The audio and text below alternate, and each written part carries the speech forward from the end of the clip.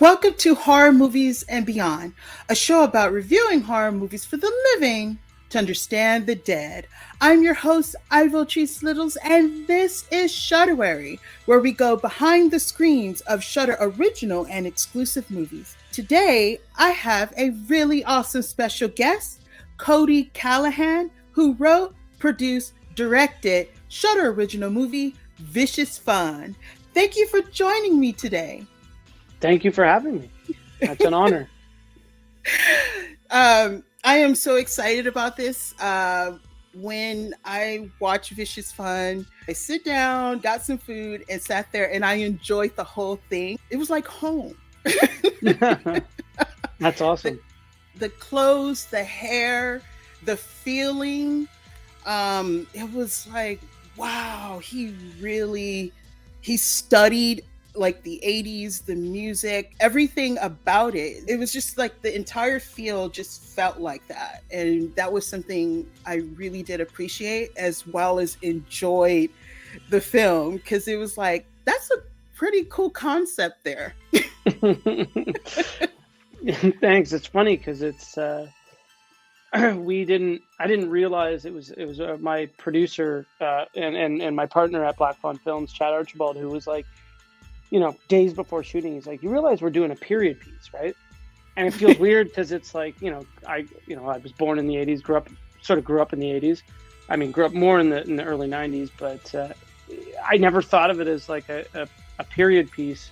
But it's awesome to hear that it resonated, because it's also like, when you're up against, the Stranger Things and stuff like that, you got to make sure that you homage the 80s, but you got to do it differently. It's a tough road to go down, so it's nice that it has resonated. So we did something right. Well, it was, damn near perfect. I mean, as soon as it came on, it just like, the hotel room, and then it just went, wow. That scene where we would get into, and meeting Joel, and you kind of felt sorry for the guy, but at the same time, he was like, he's a little douche. Like, yeah, he's a bit of a dick. It was like, let's see where this play out, and then the turning of events was just hilarious. The situation he put himself in, and then the overall of the characters, and each character remind me of a horror icon. Like it felt like that. I was like, I know this is this one. I know it's this one. This one I'm not so sure, but I think it's that. It just even the outfits, like it was like whatever you did, which we would get into, it you did it good. So thank you. So let's get started. So tell the viewers, what is this movie about? It's about a horror movie reviewer for a magazine like Fangoria, who manages to find himself in a support group for serial killers, and then he has to team up with somebody. I don't know how many spoilers we're giving. Oh, it's tonight. Complete. Oh, it's a lot of spoilers. We're just giving. Okay, it all. I figured so.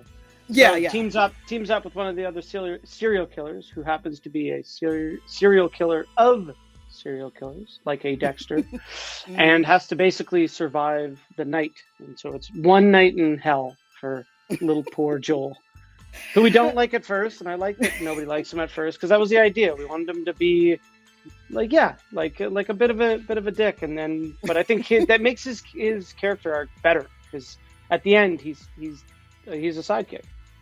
Yeah. Like straight up, I was just like, like, I'm not sure about Joel, but before we get into it, like you said, there will be spoilers. So if you guys haven't seen this film, Vicious Fun, go check it out on Shudder, but hit like and subscribe first, and then go check it out. But if you want to stick around for this interview, enjoy. So we meet Joel, and I have a question. Is Vicious Fun magazine, is that a real magazine? Like, because in his shirt, like, I want them both. Where are they at? It's not. It's not a real magazine. Although since then we've thought about doing a review magazine of bad movies and doing sort of an online zine, as to say. But no, it was something that we made up for the movie. But there is shirts and stuff available, but not for purchase. It's like there's going to be a lot of promo stuff going through Black Fawn Films and Black Fawn Distribution in the future. So there's like sweaters, the shirt he wears in the movie. I think there's going to be a lot of giveaways with the Blu-ray and the DVD. So that you can get them, but we're not selling any of them. They'll just be part of some giveaways and stuff like that. But they're out there. Okay, maybe we can get one. We can get one for you. We should do that. I'm sorry. I absolutely love the 80s. Oh my God. It was like, okay, I grew up, the 90s most of my life, but something about the 80s, it was just so fun. And that's why this movie's so fun. It's vicious fun. So we don't even meet Joel yet. We see a situation in the hotel room and this old guy is like sharpening up a blade or something. He gets in the car and then all of a sudden, you see this woman on the payphone, and I was like, where are those at? Where did you get that? Do they still have it? Payphone like that? I mean, I'm sure if you tried hard enough, you could find a payphone or two, and here in Toronto, Ontario, but it's all rental stuff that we had to drop because there's no payphones at motels anymore. Yeah, that was the first thing I noticed. I was like, where did they get that? Where is it? And we meet this woman. It looked like she's made a phone call, and all of a sudden it was like, hey, you need a ride? And it was like, yeah, sure, going my way. And the turn, it just did a complete turn, because I thought, like, the way he was looking at her, I was like, oh man, she's going down, but it was the other way around. And well, you haven't met Carrie yet. Yeah, it was like just one. It wasn't one stab. It was like she was. I was like, okay, he is dead, and then it comes on. Then you see the crack. I had so much fun. I was like, okay, now I was like, all right, this is going to be something here. It started off fabulous, and I was like, okay, here we go. Then you meet Joel, and he's talking to it looks like a producer named Jack or something. And right off the bat, you didn't like Joel. No. Is Joel, where did he come from in your thought process? Like, is he you? Well, yeah. He's like, I mean, no, I hope I've changed, but I think it was like, a bit of the younger me, film school. Like, everything I did was amazing just because we did it. And then I think, going from film school to the real world and realizing, oh man, this is, you're not as good as you thought you were. You gotta pull up your socks. But it was that. It's funny because I've done a lot of interviews, and they were like, is this a stab at reviewers? I'm like, no, I think it's like a stab at anybody who is sort of, thinks they know who they are, and sort of the overconfidence in somebody, especially in the in the arts, and he chooses to be a critic of other people, yet he's insecure himself. So it's playing on insecurities I had when I was younger and stuff like that, and conversations I had with the writers and stuff like that. But he's like an amalgamation of that. But no, he's not just me. Okay. Thank God. Yeah, because you meet those critics. I think they know everything, and they're trying to help someone out, and they come off a little bit like a douchebag, like mean and stuff. You're like, did I ask for all that? But the movie, at the beginning, it takes place, I believe it said Minnesota. Did it say Minnesota? Okay, 1983. Yeah. Now, when we see Joel, he was talking to that producer or director, Jack, and then later we see him at his apartment with his roommate. He's like has a huge crush, but also a stalker type, like wondering. It was like, it was foreshadowing something right there. I was like, this is weird. Like, why is he? First I thought it was like his girlfriend, but then I was like, his girlfriend outside kissing some dude. That's kind of messed up. But then you kind of get the idea it was a roommate or something. That stalker mentality, is that something it kind of developed, like you want us to know? Because at first I thought he was a boyfriend, like I just said. So is that something foreshadow something that was that purpose? I think it was we were trying to sort of, as the story unfolded, we didn't want to like spell it out too quickly. Like we kind of wanted to just leave it like, oh, is that his girlfriend, or is he stalking her? Like, is he waiting for her to come home? Does she live in the building? And so there was like ideas we were playing with, but there's no like deeper thing than just having a little fun with the audience.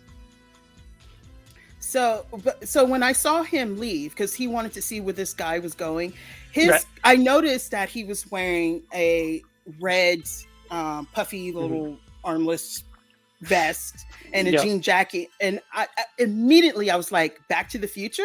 Yeah. Like Back to the now. Is it supposed to take place like a couple of years after the first initial attack at the phone booth? Because Back to the Future was 85, that was 83, or was it just like a coincidence? And no. The whole movie is 83. Like the whole movie, like that attack at the phone booth is just the earlier that night. Oh, it was earlier that night. Yeah. Because Carrie's getting rid of Phil, who's one of the serial killers at the round table later. But yeah, we placed it at 1983 so that it made it feel like, in this weird way, Joel had created the look for Marty McFly. In some weird world that he somehow had the fashion sense to be ahead of Marty McFly. So which we just thought was funny. So he really went Back to the Future. Okay. Yeah, there you go. Or Back to the Past, maybe. I don't know. Yeah. Some combination of that. Yeah. And then, he follows some guy, and I just thought that was weird that he just did take it upon himself to figure out who this guy is. He goes there, the Chinese restaurant. That Chinese restaurant reminded me of all the Chinese restaurants that I used to go to in like the late awesome. 80s. Yeah, dude. They all look like that. It's funny because it's like, I don't know if it actually looked like that, but I had all these ideas of what I wanted to look like based off of places I used to go in Kingston, Ontario, where when I was like too young to, go into bars and stuff, we'd go to like a few Chinese food restaurants, and they had that look. And we actually found pieces of the set that was built for another movie that we repurposed for it. But it's funny that you say that, because it was all, I was like, it's got to have neon and da da da da, because this is all the stuff I remember. And obviously, it's like everything's pushed to the max, because you remember everything far more vibrant when you're younger. Yeah. And then he meet this guy. We'll just go with Bob. Okay. Because I thought he said another name, but we'll just go with Bob. And Bob, okay, that character alone. So what was the inspiration behind Bob? Because it's kind of in your face, but I want to hear it from you. Maybe maybe there's some more stuff. So I mean, Bob is kind of based off of all of the sort of the serial killers that that people read about, that were like charismatic and stuff, that somehow talked themselves into a room. Ted Bundy, all of these people that you can't believe. Like, it's hard to believe now, like, just even reading about it, that they were like, how are these people charismatic? And that's where he started. And then we were also like, I wanted to reference, obviously, a little bit of Patrick Bateman here and there. But again, Ari Millen, who plays Bob, is like, he's like my oldest friend. Like, we were in like the same crib together. Mm-hmm. And a lot of what Bob became, I have to give most of the credit to him, because he kept pushing me to, like, he wanted to go further and further, and I was like, I kind of just let him go, because I was like, in the world that we're building, I don't know if you can go too far. Mm-hmm. But I definitely think that if there was a world that we went too far, it would have been with his character. But again, we got excited about pushing how far he could go. But yeah, he's based off of the charismatic serial killers that have existed in real life. Okay. So when Joel meets him, you could, that whole scene, it kind of explained what kind of person Joel is. He's like a stalker, a liar. He's unsure of himself. He's like, all these things play out in that one scene when he's sitting at the bar, and you're like, he's harmless, but he tries to put off this toughness about him, but he really needs a hug.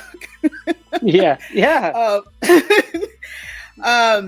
And you know, obviously he tries to, you know, be a tough guy and drink too much. Goes to a payphone. Okay, another payphone. Yeah. Was that in the building? Was that something you rented? Oh yeah. Sorry, the whole Chinese food restaurant. In order to get the look we wanted, we built the whole thing. Okay, even the phone. Like everything's like props and stuff, and we brought everything in. Okay. So we had to build that whole set.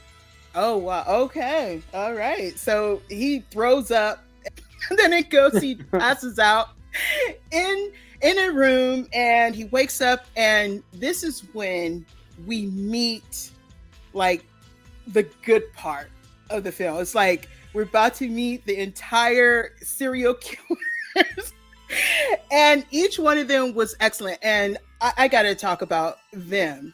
If we don't get to anything else, we got to talk about these. I mean, that's what the movie is. Yeah, without them, yeah. So we have Carrie. Obviously, we met her earlier, but now we have Carrie. The whole look, the dark eyes, the biker look, the slick back hair. What was the idea, and who does she models after?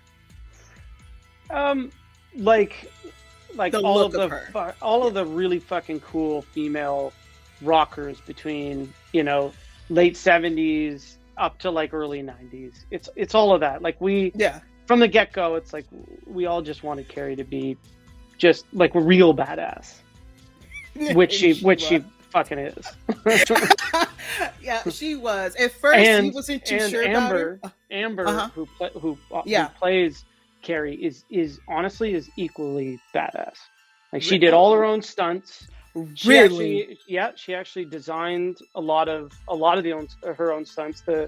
Again, if we're doing spoilers, so it's fine. But when she kills Mike, that was her idea. She was like, in the script, it was a pretty quick kill, and she was like, I want to fight. Like, we should do a fight scene.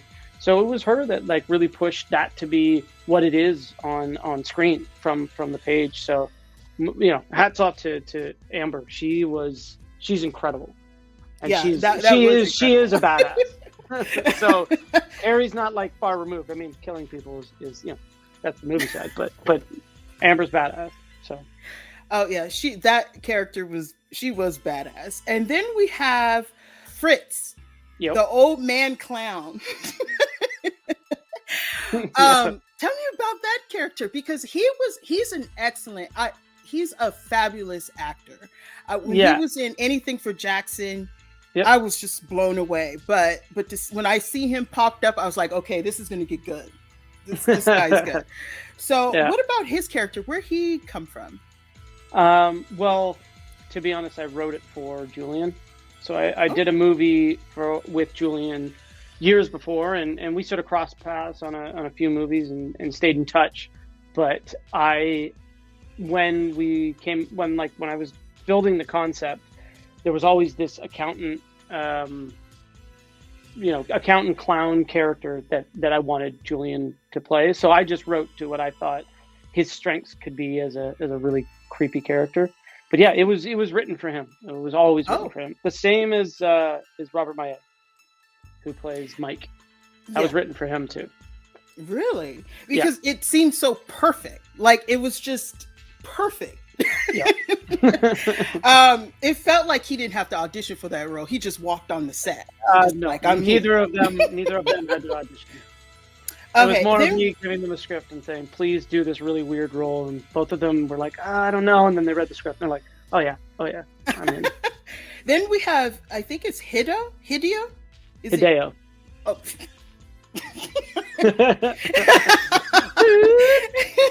Oops. And he's the cannibal. Mm-hmm. But he's not just any cannibal. Like, he just goes and, like, you know, tear flesh off someone's bones. He's more of a delicacy. Yep. And it reminded me of Hannibal. But Yep. Is that where his character came from, or? Yeah, like again, it's some of them are hard to be like, oh, we picked somebody, because we had sort of this plethora of serial killers in real life. Then we had this plethora of characters we wanted to homage from 80s movies and slasher movies and all that. So obviously you get like 40 different killers. So we had to crush them all down. So at the end, it's like he's our Hannibal character with like, you know, the sacrifice themselves samurais and so all of these things kind of came together, and that's Hideo became a bunch of different characters. I mean, everybody did to a certain extent. Like obviously, you know, Mike is your slasher.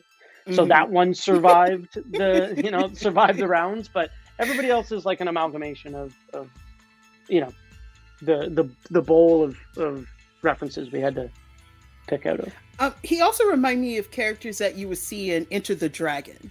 Like he had that totally. Feel to him. You know, Bruce Lee. Totally. If Bruce Lee was the cannibal. Yeah. Totally. Next we have the leader,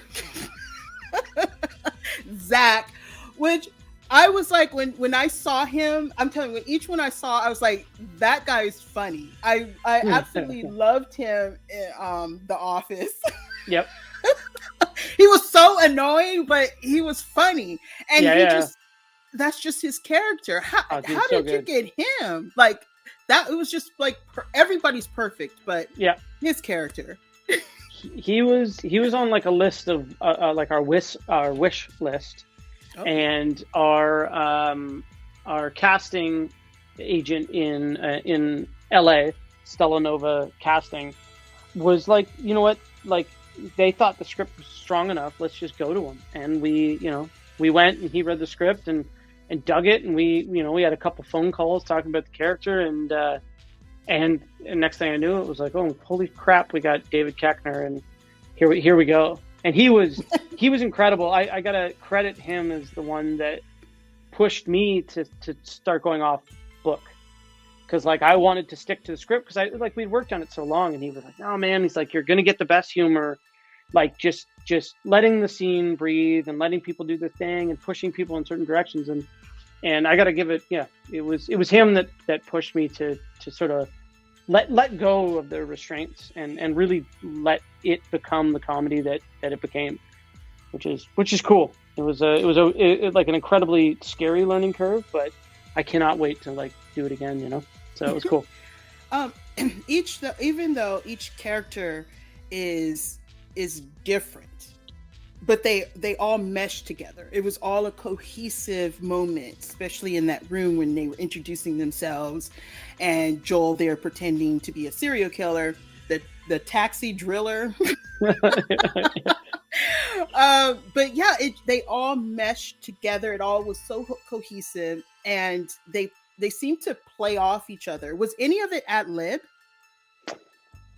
You like in the circle scene? Yeah, in the circle scene when they were just back and forth with each other. It was like, was any of that by the script, or they kind of just sum off the script? And that scene probably had the most work in writing and the most time, just because it's like it's everybody, and like there was some off book, but it was a really tight scene on the page. I got to hand it to the writers, James Villeneuve and Christopher Smets. It was a really tight scene, and it was about almost 10 minutes longer. So what you're seeing is just the best of the best.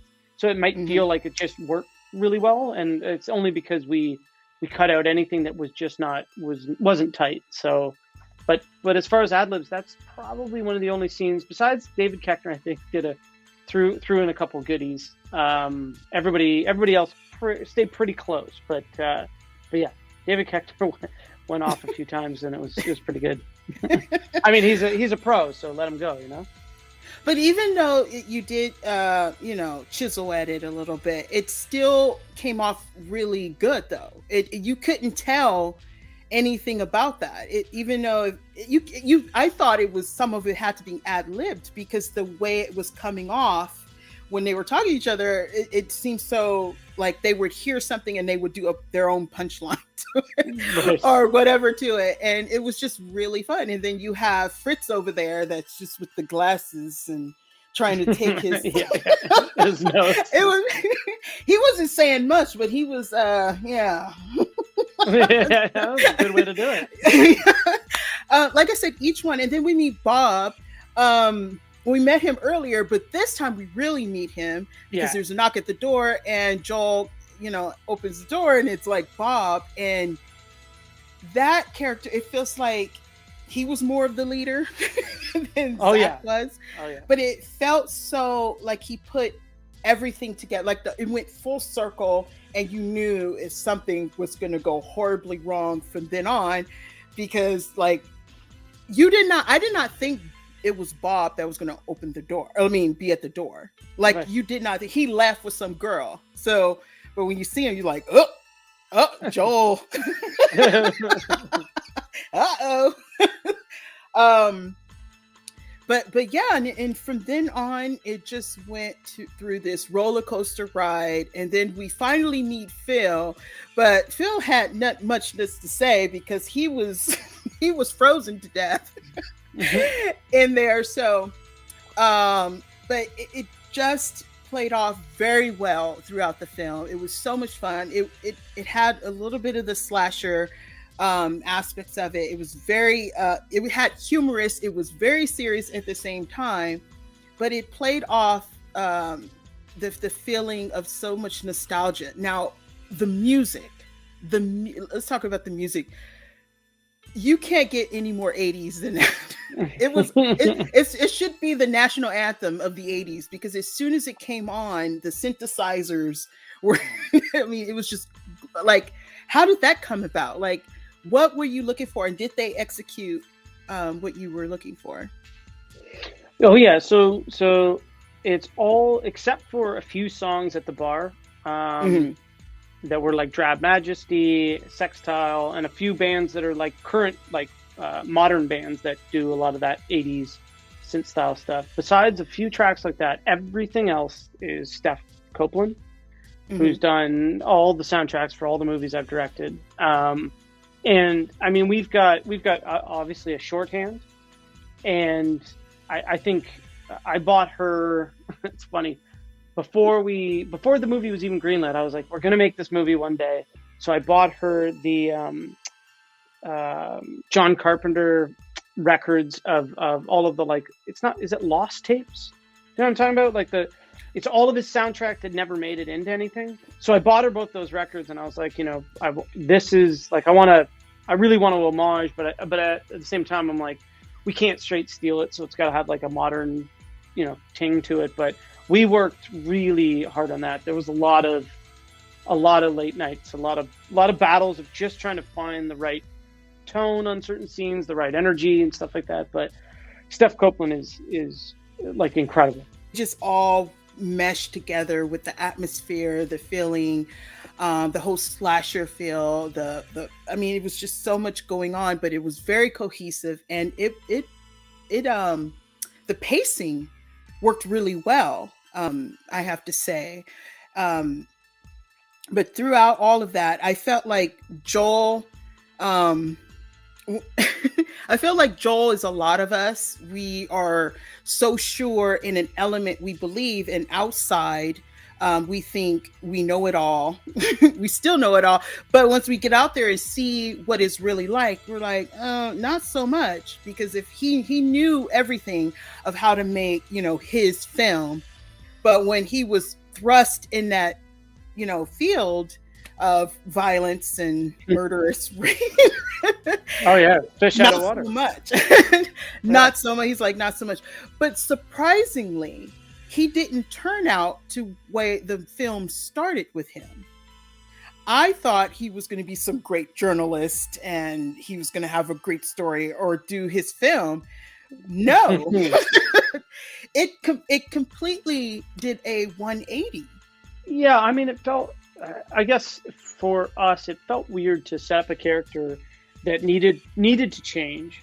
And then like it felt just the way that he was, and everything you're saying is like, you know, so confident in himself, like overconfidence and all that kind of stuff. It felt weird that if he learned a lesson that he would get rewarded.